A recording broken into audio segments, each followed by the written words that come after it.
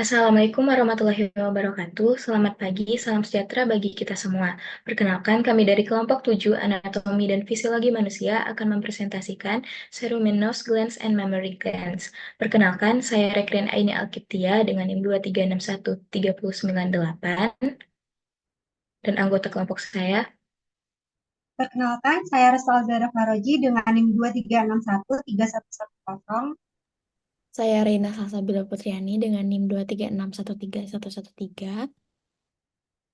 Saya Rahmatiana Nadia Safira dengan NIM 236131109. Nama saya Rima Rahmawati dengan NIM 236131144.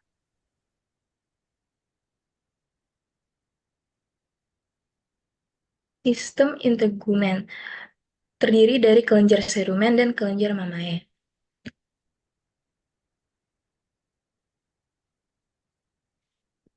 Introduksinya, definisi dari sistem integumen adalah sistem yang terdiri dari kulit dan struktur-struktur turunannya, termasuk rambut, kuku, dan berbagai kelenjar kulit. Ini adalah sistem organ terbesar di dalam tubuh manusia. Kelenjar cerumen dan kelenjar mamae merupakan bagian integral dari sistem integumen manusia.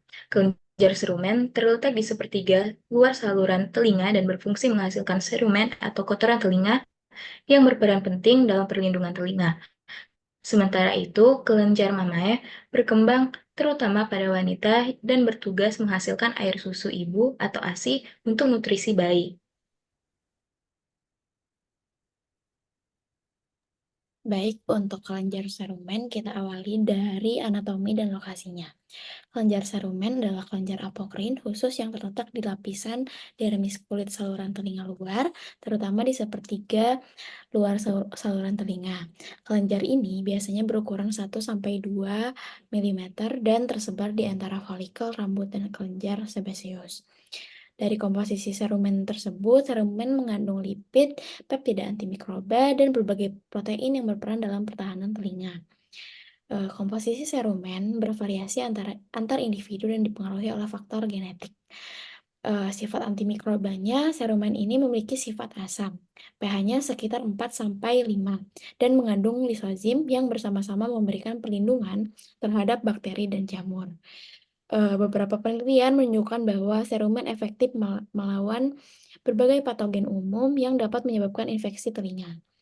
Patologinya, disfungsi kelenjar cerumen dapat menyebabkan berbagai masalah, termasuk produksi cerumen berlebihan atau cerumen prop atau kekurangan cerumen yang dapat meningkatkan resiko infeksi telinga.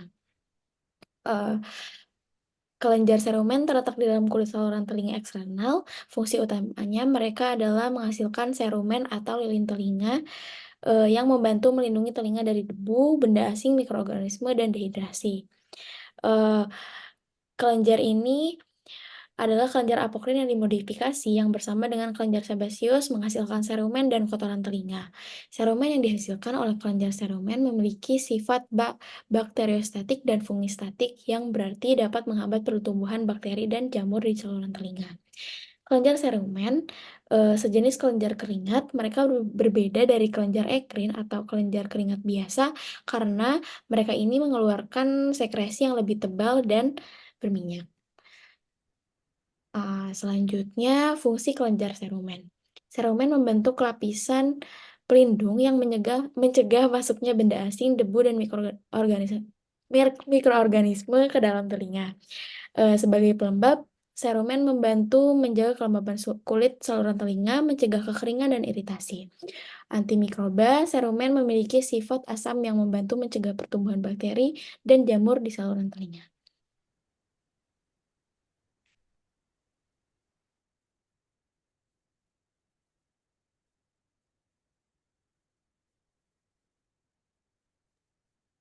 Kemudian ada kelenjar mamae atau kelenjar mamari. Kelenjar mamae adalah kelenjar eksokrin yang berkembang terutama pada wanita dan berfungsi untuk memproduksi ASI. Kelenjar mamae mulai berkembang pada masa pubertas dan mengalami perubahan signifikan selama kehamilan dan menyusui. Struktur dan perkembangan dari kelenjar mamae adalah kelenjar eksokrin yang berkembang dari penebalan ektoderm embrio yang disebut midline. Pada manusia, hanya sepasang kelenjar yang berkembang di daerah dada. Kelenjar ini mengalami perkembangan signifikan selama pubertas, kehamilan, dan laktasi. Kemudian anatomi fungsional kelenjar mamae terdiri dari 15 sampai 20 lobus yang masing-masing berisi banyak lobulus. Setiap lobulus berisi kelompok alveoli yang merupakan unit fungsional tempat susu diproduksi. Susu disalurkan melalui sistem saluran yang bermuara di kencing susu.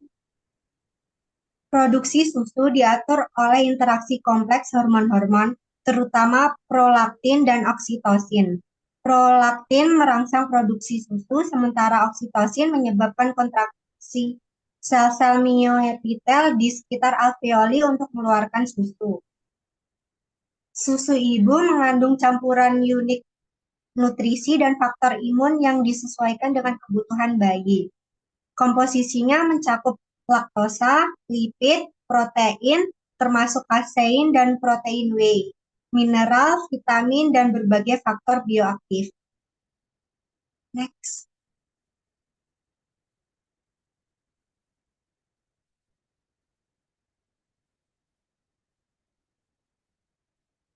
Fungsi kelenjar mamae yang pertama, perkembangan. Kelenjar mamae mengalami perkembangan signifikan selama kehamilan dan laktasi, dipengaruhi oleh hormon seperti estrogen, progesteron, dan prolaktin.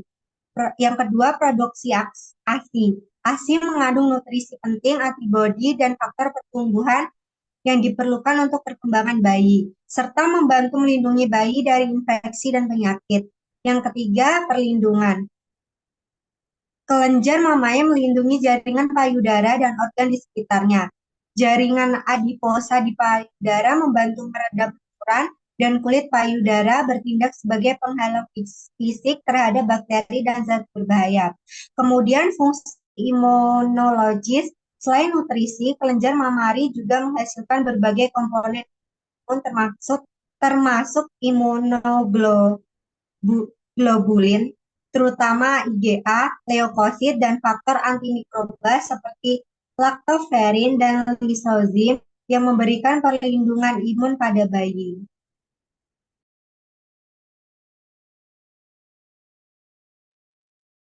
Kedua kelenjar ini merupakan bagian dari sistem integumen karena keduanya berasal dari jaringan epitel kulit selama perkembangan embrio.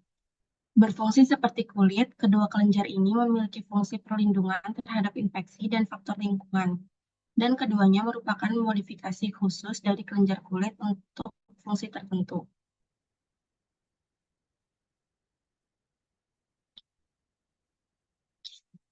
Perawatan yang tepat untuk kedua jenis kelenjar ini.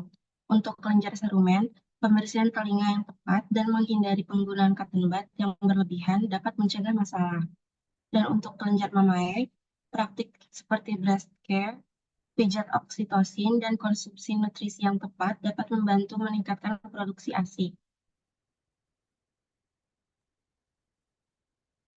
Hubungan dengan sistem integumen. Yang pertama, kelenjar sebagai bagian integumen.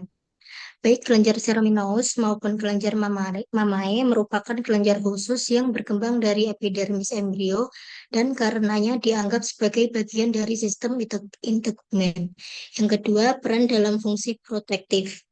Kedua kelenjar ini berkontribusi pada fungsi protektif sistem integumen. Kelenjar seraminous menghasilkan serumen yang melindungi telinga, sedangkan kelenjar mamae menghasilkan susu yang memberikan nutrisi dan perlindungan imun pada bayi.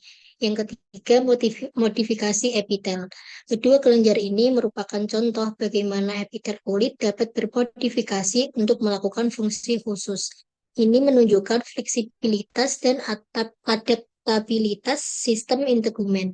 Yang keempat, interaksi dengan sistem lain. Meskipun merupakan bagian dari sistem integumen, kedua kelenjar ini juga berinteraksi erat dengan sistem lain dalam tubuh. Misalnya, kelenjar mamae sangat dipengaruhi oleh sistem endokrin selama perkembangan dan fungsinya.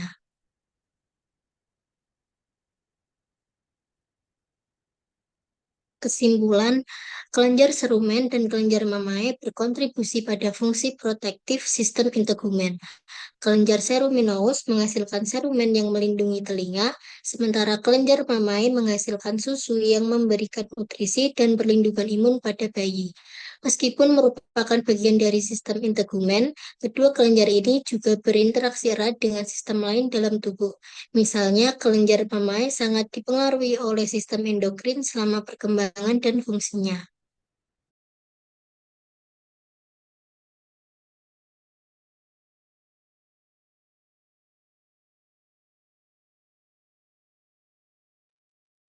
Sekian, itulah presentasi dari kami tentang Cereminous glands and mammary glands. Kami akhiri.